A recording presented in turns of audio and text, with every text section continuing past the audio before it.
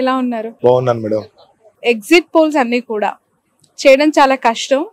That 175 assembly నియోజకవర్గాలు తిరగాలంటే అసలు మామూలు విషయం కాదు అని చెప్పి చాలా మంది ఏజెన్సీస్ చెప్తూ ఉంటారు. ఏదో పైన ఒక 10-20 శాంపుల్ తీసుకొని ముగించేస్తూ ఉంటారు. 500 శాంపుల్ ఒక్కొక్క అసెంబ్లీ నియోజకవర్గానికి అని చెప్పారు. ఎలాంటి వాళ్ళని మీరు సర్వే చేశారు? దాని అక్యురేట్ క్రెడిబిలిటీ ఆ శాంపుల్ కి ఏ విధంగా ఉంది? ఆ ఎగ్జిట్ పోల్స్ యొక్క విశ్వసనీయత గురించి మొదటిసారి చెప్పింది కూడా నేనే మేడం. ఎగ్జిట్ పోల్స్ అనేటువంటిది అసాధ్యం. ఎగ్జిట్ పోల్ అనేది డ్యూరింగ్ ది పోలింగ్ పీరియడ్ చేసేటువంటి దాన్ని ఎగ్జిట్ పోల్ అంటారు. మార్నింగ్ నుండి ఈవినింగ్ వరకు ఎగ్జిట్ పోల్ చేయడం అనేటువంటిది ప్రాక్టికల్ గా సాధ్యం కాదు. వందలాది మందిని రిక్రూట్ చేయాల్సి ఉంటుంది. ఆ రిక్రూట్మెంట్ కూడా ఒక్క వ్యక్తి అంటే ఒక రోజు కోసం రిక్రూట్ చేయాల్సి ఉంటుంది. కాబట్టి ప్రాక్టికల్ గా సాధ్యం కాదు. కాబట్టి పోస్ట్ పోల్ లేదా ప్రీ పోల్ మాత్రమే శాస్త్రీయమైనవి. ఎగ్జిట్ పోల్ అంత ఈజీ కాదని చెప్పినటువంటి వ్యక్తిని నేనే. అయితే ఇది పోస్ట్ పోల్ మేడం. పోలింగ్ మే 13వ తేదీ పూర్తయిన తర్వాత మే 15 నుండి మేము పోస్ట్ పోల్ స్టార్ట్ చేసాం.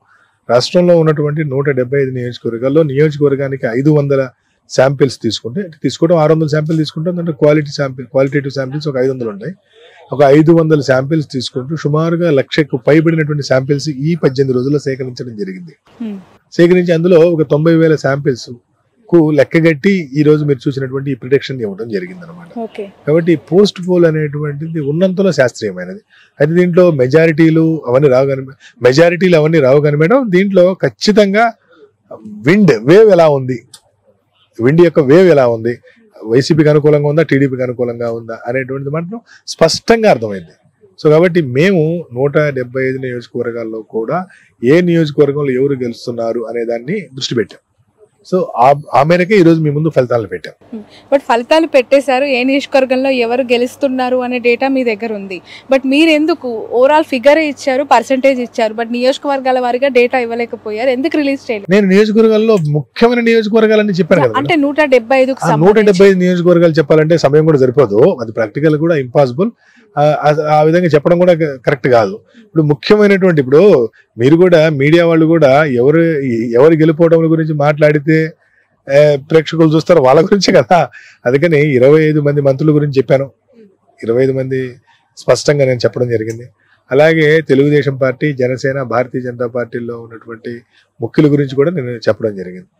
వాళ్ళు ఆల్మోస్ట్ 50 నియోజకవర్గాల గురించి చెప్పాను. ఆ తర్వాత వీళ్ళు అడిగితే ఇంకో 25 నియోజకవర్గాల గురించి చెప్పాను. 75 నియోజకవర్గాల గురించి నేరుగా లైవ్ లో చెప్పడం జరిగింది. గన్నవరానికి సంబంధించి వల్లభనేని వంశీ గెలుస్తారు, చాలా టఫ్ గా ఉన్న ఆయనే బయటపడతారని చెప్పారు. ఆ నియోజకవర్గము చాలా సెంటర్ ఆఫ్ అట్రాక్షన్ అయింది. ఖచ్చితంగా ఓడిపోతారు అని చెప్తున్న వాళ్ళ సంఖ్య ఇరు పార్టీలో ఉంది, ప్రజలు కాదు ఇరు పార్టీలో ఉంది. అలాంటి చోట ఏ ధైర్యంతో, ఏ ధీమాతో మస్తాన్ వంశీ గారే గెలుస్తారు అని చెప్పారు? మేడం, మా ధైర్యం, మా డేటా, మా విశ్వాసం, మా మెకానిజం పట్ల మాకు విశ్వాసం ఉన్న నాళ్ళు, మా డేటానే మా ధైర్యం అయిన నాళ్ళు మాకు ఇబ్బంది ఏముండదు. ఇప్పుడు వంశీ గారు అక్కడ స్థానికంగా ఎలక్షన్ చాలా బాగా చేసుకున్నాడు. అయితే ఎలక్షన్ చేసుకున్నాడు కాబట్టే గెలుస్తున్నాడని కాదు. అతను ఎలక్షన్ కంటే కూడా చాలా ముందు 2 సార్లు 3 సార్లు ప్రీపోల్ చేస్తే కూడా అక్కడ ఆయన లీడ్ లో కనబడ్డాడు. ఈసారి ఖచ్చితంగా ఈ 3 పార్టీలు గెలిస్తే ఇబ్బంది ఉంటది అన్న సంగతి ఆయన తెలుసుకొని చాలా జాగ్రత్తగా పోల్ మేనేజ్మెంట్ కానివ్వండి, ఎలక్షన్ హీరింగ్ కానివ్వండి, బూత్ మేనేజ్మెంట్ కానివ్వండి, అవన్నీ చాలా చక్కగా చేసుకోగలిగాడు. కాబట్టి ఈ రోజు ఆ ఫలితం రాబోతా ఉంది. సో అందుకని ఇంత ధైర్యంగా కూడా నేను చెప్పగలిగాను. పక్కనున్న గుడివాడకి సంబంధించి ప్రస్తావించలేదు ప్రెస్ మీట్ లో, ఎలా ఉంది అక్కడ ట్రెండ్? అంటే గుడివాడని ఎందుకు ప్రస్తావించలేదు అనేది, గుడివాడ ఖచ్చితంగా టైట్ కాన్స్టిట్యున్సీ. గుడివాడలో నాని గారిని, కన్నవరంలో వంశీ గారిని ఓడించడానికి అనేక మంది ఆ 2 నియోజకవర్గాల్లో మోహరించారు. మామూలుగా మోహరించలా, వేరే దేశాల నుండి కూడా వచ్చి మోహరించారు. కాబట్టి ఇది కొద్దిగా టైట్ కాన్స్టిట్యున్సీ, అందుకని దాని గురించి నేను పెద్ద ప్రస్తావించలేదు. చాలా టఫ్ గా ఉంది. స్టిల్ ఖచ్చితంగా ఎవరికి ఉందంటారు? చూడాలి ఏమవుద్దనేది.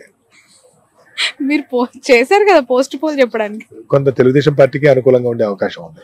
సార్, ఈ ఎంటైర్ ఎలక్షన్ ప్రాసెస్ లో మీరు గమనించిన అంశాలు ప్రధానంగా నెగటివ్స్, పాజిటివ్స్ ఏంటి? ఇప్పుడు గతంలో దాదాపు 49% ఆఫ్ ఓట్ షేర్ వైసీపీ సంపాదించింది. ఇంచుమించుగా దాని కొన్ని పాయింట్స్ ఇప్పుడు 50% మీరు ఇస్తూ ఉన్నారు. బట్ ఇక్కడ సీట్లు తగ్గుతూ ఉన్నాయి, అక్కడ పెరుగుతూ ఉన్నాయి. డిఫరెన్సియేషన్ ఏ విధంగా ఉంది? అంటే శ్రావణి గారు, 2019లో Telugu Desam party, Janasena party, BJP party, YSRCP party వేరువేరుగా పోటీ చేసింది. పోటీ చేయడంతో వైఎస్ఆర్సీపీకి సుమారు 50% ఓటు బ్యాంక్ వచ్చింది. తెలుగుదేశం పార్టీకి 39% పైచిలుకే వచ్చింది. అంటే డైరెక్ట్ గా 10-11% గ్యాప్ ఉండటంతో ఎక్కువ సీట్లు వచ్చినాయి. ఇప్పుడు 10% ఓటు బ్యాంకు ఉన్నటువంటి జనసేన కూడా వచ్చి యాడ్ అయింది. సో ఆటోమేటిక్ గా బీజేపీ యాడ్ అయింది. వీళ్ళందరూ యాడ్ అయినప్పుడు సరే కొంత డిసడ్వాంటేజ్ వీళ్ళంతా యాడ్ అయ్యి 47% అయింది. కాబట్టి 49కి 47% అని పోటీ ఉన్నప్పుడు అనేక నియోజకవర్గాల్లో కూటమి గెలుస్తుంది. కాబట్టి 2019తో మనం కంపేర్ చేయలేం. ఎందుకు కంపేర్ చేయాలంటే 2019లో అది మల్టీ కార్నర్ కంటెస్ట్ జరిగింది. ఇప్పుడు 1-1 కంటెస్ట్ కదా, 3 పార్టీలు ఒక కూటమైంది, ఇది ఒక కూటమైంది. కాబట్టి ఖచ్చితంగా 2019తో పర్సంటేజ్ ఆఫ్ ఓట్స్ ని మీరు కంపేర్ చేయొచ్చు, కానీ నంబర్ ఆఫ్ సీట్స్ ని మీరు కంపేర్ చేయలేరు. ఓకే, ఈ ఎస్పెషల్లీ 3 పార్టీల కలయిక అంశము ఏ విధంగా ఉందంటారు గ్రౌండ్ లెవెల్లో? ఎందుకు అంటే బీజేపీతో పొత్తు పెట్టుకోవడం వల్ల ముస్లిమ్స్ దూరం అయ్యారు, మైనార్టీలు దూరం అయ్యారు అని ఒక వర్గం చెప్తూ ఉంటే, జనసేనతో పొత్తు పెట్టుకోవడం వల్ల కాపుల్లో స్ప్లిట్టింగ్ వచ్చింది, వాళ్ళంతా వైసీపీకి అలైన్ అయ్యారు అని చెప్పే వాళ్ళ సంఖ్య కూడా అదే స్థాయిలో ఉంది. కొంత ఇబ్బంది ఉంది శ్రావణి గారు. విషయం 2014లో జనసేన పార్టీ పెట్టిన కొత్తలో అలయన్స్ కి వెళ్ళినప్పుడు సీట్ల గొడవ లేదు. ఆ రోజు జనసేన సీట్లు అడగలేదు, కేవలం సపోర్ట్ చేశారు. కాబట్టి అసలు గోల్ లేదు, ఓట్ ట్రాన్స్ఫర్ విషయం లేదు, లీడర్కి ఏ సీట్ ఇవ్వాలి ఇవ్వలేదు. కానీ 2024లో వాళ్ళు ఖచ్చితంగా 50 సీట్లు మా జనసేనకి ఇస్తాయని జనసేన శ్రేణులన్నీ ఆశించినాయి. ముఖ్యంగా కాపు కమ్యూనిటీ ఖచ్చితంగా మాకు 50 సీట్లు అన్న ఇస్తారు అనేటువంటిది ఆశించారు. ఎప్పుడైతే 50 సీట్లు రాక దాన్ని 40, 30, 20, 24కి ఇచ్చారో ఆ రోజు ఈ జనసేన శ్రేణులన్నీ దిగాలు పడినాయి. కాపు కమ్యూనిటీ అంతా కూడా చాలా ఒక రకమైనటువంటి ఉద్రేకానికి లోనయ్యారు. ఆ తర్వాత 24 కూడా మళ్ళీ 3 బీజేపీకి ఇచ్చేసి 21కి పరిమితం చూసారా. ఆ రోజుతో ఖచ్చితంగా కాపు కమ్యూనిటీ చాలా ఇబ్బంది పడింది. జనసేనకి ఎక్కడైతే సీట్లు ఇచ్చారో జనసేనకి సీట్లు ఇచ్చిన దగ్గర టీడీపీ ఓటు బ్యాంక్ బాగా ట్రాన్స్ఫర్ అయింది. టీడీపీకి ఎక్కడైతే సీట్లు ఇచ్చారో అక్కడ జనసేన ఓటు బ్యాంక్ ట్రాన్స్ఫర్ కాలేదు. ఎందుకు కాలేదంటే ఈ బాధే కారణం. ఇంత పెద్ద పవన్ కళ్యాణ్ తీసుకుని 50 సీట్లను ఇస్తారనుకుంటే 21 సీటే ఇచ్చారనేటువంటి బాధ ఏదైతే ఉందో, ఆగ్రహం ఏదైతే ఉందో ఆ వర్గాల్లో, ఆ ఆగ్రహం కారణంగా జనసేన ఓటు బ్యాంకు 100% ట్రాన్స్ఫర్ కాలేదు. సో కాబట్టి జనసేన టీడీపీ అలయన్స్ సరే ఈ రోజు కనీసం టీడీపీకి సీట్లు పెరుగుతున్నాయి, జనసేనకి సీట్లు పెరుగుతున్నాయి, బీజేపీ పెరుగుతున్నాయి. కాబట్టి అధికారంలో రాలేకపోయినా కూడా టీం లేదంటే ఆ కూటమి సక్సెస్ అయినట్టే, గతం కంటే ఎక్కువ సీట్లు సాధిస్తుంది కాబట్టి. Okay, right. ఎస్పెషలీ ఈ సోషల్ ఇంజనీరింగ్ అనే పదం ఈ 2024 ఎన్నికల్లో చాలా ఎక్కువగా అనిపించింది. మొదటగా దాని మీద అనాలిసిస్ చేసిన వ్యక్తి ఆరా మస్తాన్. గ్రౌండ్ లో మీకు వెళ్ళినప్పుడు ఎలాంటి రియాలిటీస్ కనిపించాయి? ఎస్పెషల్లీ బీసీలు గంపగుత్తగా టీడీపీకి కొన్ని సంవత్సరాలుగా అలైన్ అయి ట్రావెల్ అవుతున్న వాళ్ళని జగన్ ఏ విధంగా చీల్చాడు, బీసీ కమ్యూనిటీ ఏ విధంగా అలైన్ అయింది? శ్రవణి గారు, జగన్మోహన్ రెడ్డి గారు ఈ రాష్ట్రంలో ఉన్న సామాజిక వర్గాల నాడి పట్టుకున్నారంటంలో సందేహం లేదు. చూడండి, మనందరూ తెలుసు ఫలానా కులం అంటే ఈ పార్టీకి అనుకూలం, ఫలానా కులం అంటే ఈ పార్టీ అనుకూలం, మనం అందరం అనుకుంటూనే ఉంటాం, జనరల్ అది కామన్. దీన్ని పొలిటికల్ ఎఫినిటీ అంటారు. అంటే పొలిటికల్ ఎఫినిటీ గ్రూప్స్, సపోజ్ కమ్మ, వైశ్య లేదా క్షత్రియ, ఈ వర్గాలు టీడీపీ ఎఫినిటీ. రెడ్డి, మాల, మాదిగ, ముస్లిము, ఇవన్నీ వైఎస్ఆర్సీపీ ఎఫినిటీ. ఈ పొలిటికల్ ఎఫినిటీ గ్రూప్స్ ఏవైతే ఉన్నాయో ఈ పొలిటికల్ ఎఫినిటీ గ్రూప్స్ ని రీఆర్గనైజ్ చేయడంలో జగన్మోహన్ రెడ్డి గారు సక్సెస్ అయ్యారు. ఎలా?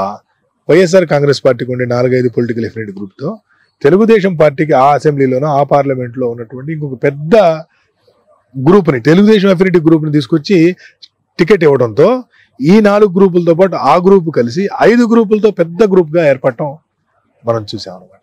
ఇది అనేక నియోజకవర్గాలు అదే చేశాడు.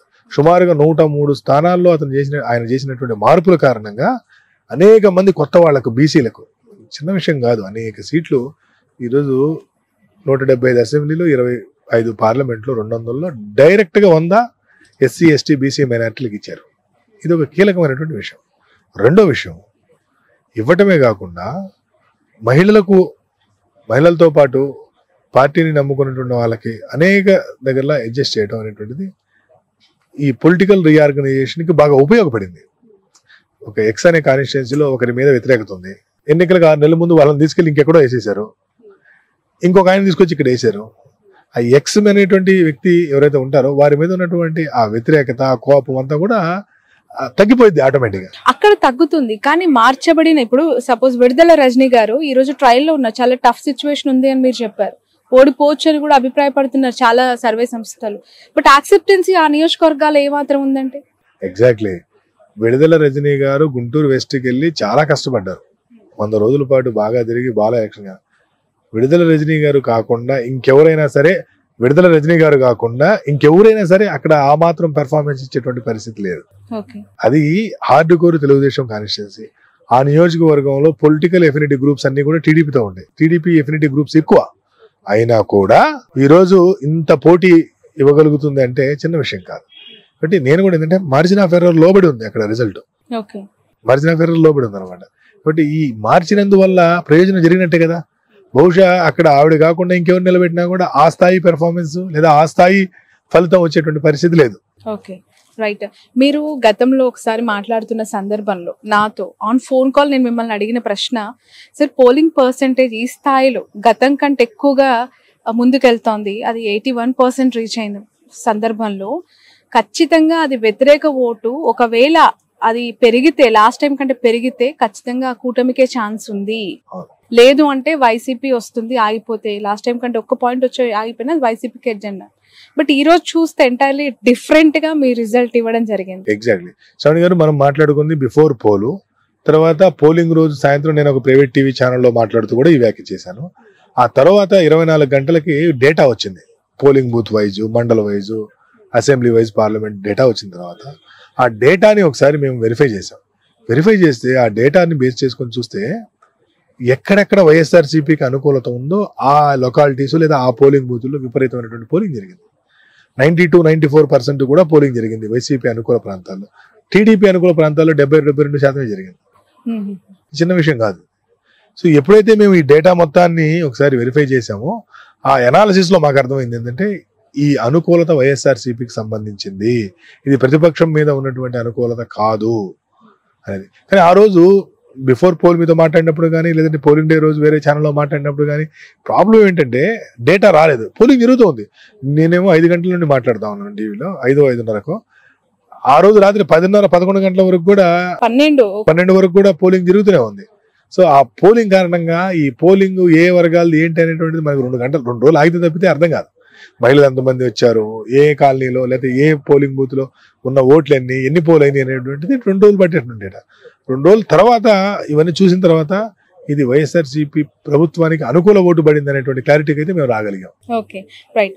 ఈ పెరిగిన ఓటు పర్సంటేజ్ లో మెజారిటీ ఆఫ్ ద ఓటు మీరు ఫీమేల్ ఫ్యాక్టర్ కి ఇస్తున్నారు.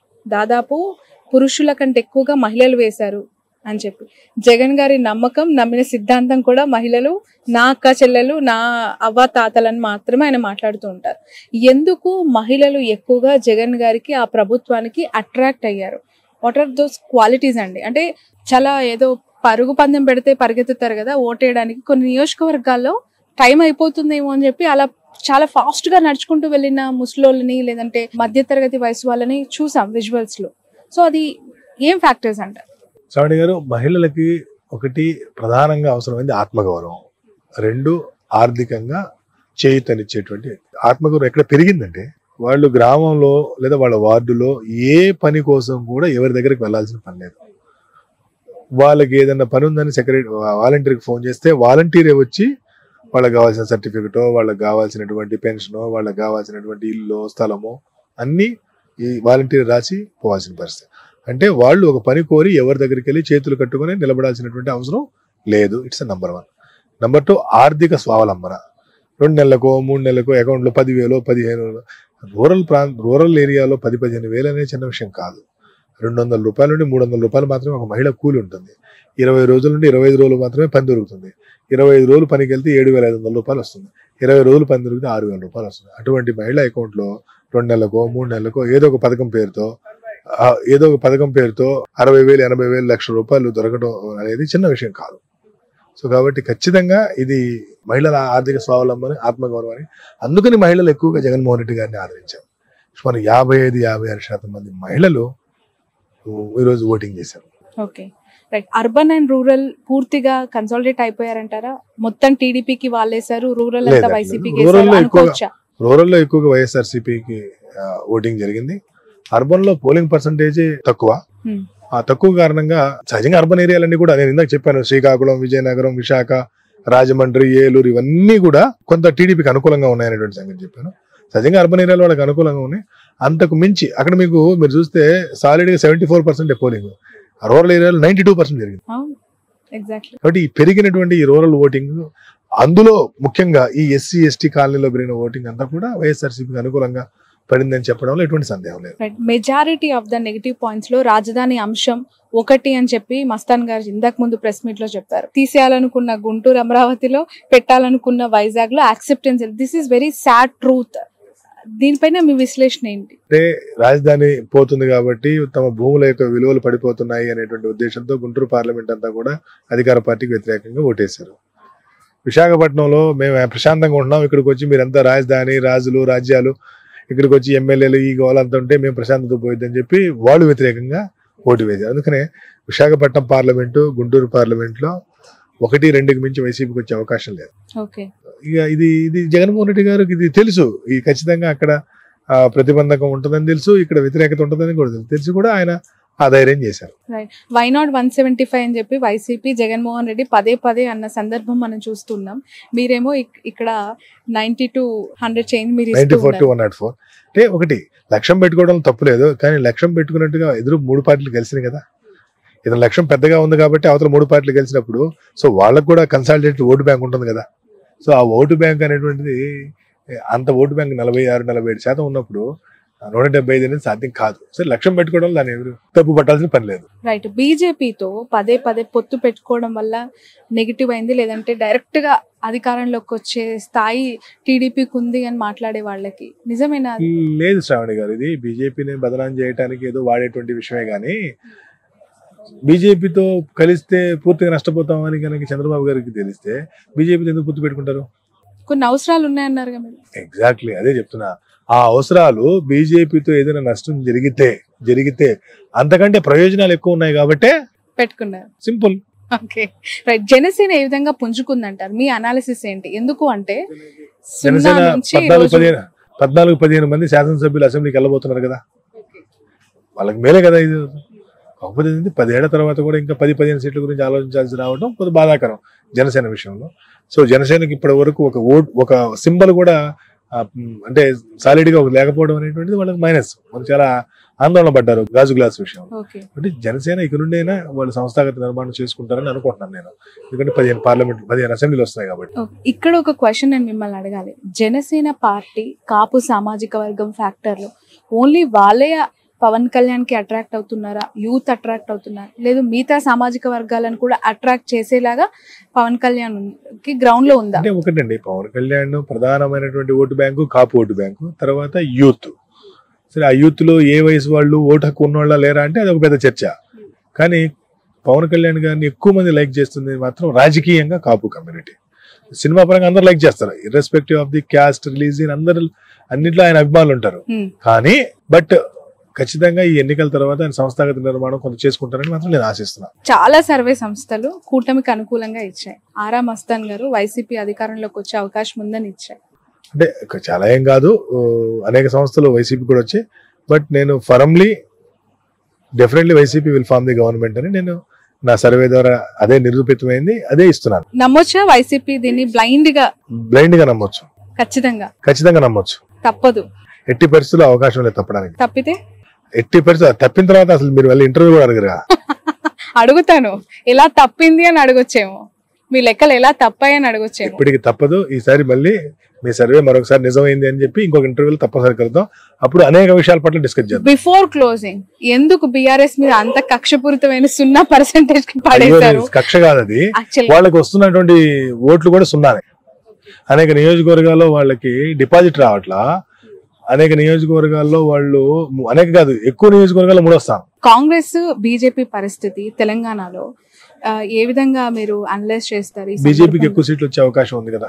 ఓకే, అంటే అక్కడ కాంగ్రెస్ అధికారంలో ఉంది రాష్ట్రంలో. మీరు గతంలో కాంగ్రెస్ పార్టీకి భారతదేశంలో ఎక్కువ సీట్లు వస్తున్నటువంటి రాష్ట్రాల్లో తెలంగాణ ఒకటి, ఎంపీ. కాబట్టి ఖచ్చితంగా తెలంగాణ నాయకత్వాన్ని అభినందించాల్సిందే. కర్ణాటకలో కూడా ఈ రోజు అంత గొప్ప పరిస్థితి లేదు. కాబట్టి ఖచ్చితంగా కాంగ్రెస్ పార్టీ పెర్ఫార్మెన్స్ చాలా గుడ్ పెర్ఫార్మెన్స్. మిమ్మల్ని ఒక క్వశ్చన్ తో క్లోజ్ చేస్తాను. జగన్ గారికి ఈ ఎంటైర్ సర్వే చేసిన తర్వాత ఒక సలహా ఇవ్వాలి అంటే ఏమి ఇస్తారు? కూటమికి బాబు గారికి ఒక సలహా ఇవ్వాలంటే ఒక సెఫాలజిస్ట్ గా ఆరా మస్తాన్ చూసిన రియాలిటీస్ ఉద్దేశించి ఏం చెప్పగలుగుతారు? జగన్మోహన్ రెడ్డి గారు పాటిస్తున్నటువంటి సోషల్ ఇంజనీరింగ్ పాటించమని చంద్రబాబు నాయుడు గారికి చెప్తాను. చంద్రబాబు నాయుడు గారు ఏదైతే డెవలప్మెంట్ మోడల్ చూపిస్తున్నారో దాన్ని ఫాలో కమ్మని జగన్మోహన్ రెడ్డి గారికి చెప్తాను. ఇక్కడ క్రాస్ అడ్వైజ్ ఇస్తున్నారు మీరు ఇద్దరు. It's fact. ఓకే, వాళ్ళు ఇది చేస్తే ఈయన ఇది చేస్తే ఖచ్చితంగా సక్సెస్ అవుతారు. పోటాపటికి ఈ రాష్ట్ర ప్రయోజనాలు దెబ్బతినకుండా బాగుపడతాయి. ఓకే, కుప్పంలో ఓడగొడతామని వైసీపీ చెప్తోంది, మీరేమో గెలుస్తున్నారు అన్నారు. మంగళగిరిలో లోకేష్ కి, పిఠాపురంలో పవన్ కి, బాలయ్యకి రకరకాల వార్తలండి. మీరేమో క్లియర్ గా వాళ్ళందరూ గెలిచేస్తున్నారు. నిజంగా అంత క్లియర్ కట్ గా ఉందా మ్యాండేట్ అక్కడ? క్లియర్ గా గెలుస్తున్నారు. బాబు గారి గురించి అక్కడ పర్సంటేజ్ ఏం లేదు. బాబు గారు కంఫర్టబుల్ 40,000+ మెజార్టీతో వారు గెలవబోతున్నారు అక్కడ. పవన్ కళ్యాణ్ గారు వారు కూడా 40,000కు పైబడిన మెజార్టీ, లోకేష్ గారు 20,000కు పైబడిన మెజార్టీతో గెలవబోతున్నారు.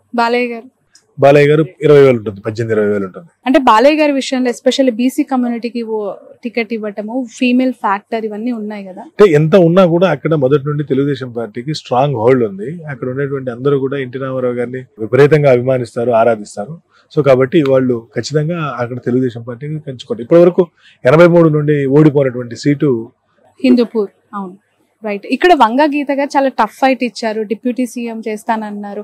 అవి ఏమీ కన్సిడరబుల్ కాలేదా గ్రౌండ్ లో? ఇప్పుడు కమ్యూనిటీ సుమారు 1,00,000 ఓట్లు ఉన్నటువంటి కాపు కమ్యూనిటీ ఈసారి పవన్ కళ్యాణ్ గారు ఓడిపోతే కమ్యూనిటీ పరువు పోతుంది అనేటువంటి ఒక ధోరణిలోకి వెళ్ళిపోయారు. కాబట్టి ఈ రోజు చాలా తేలికగా ఆయన గెలవబోతున్నారు.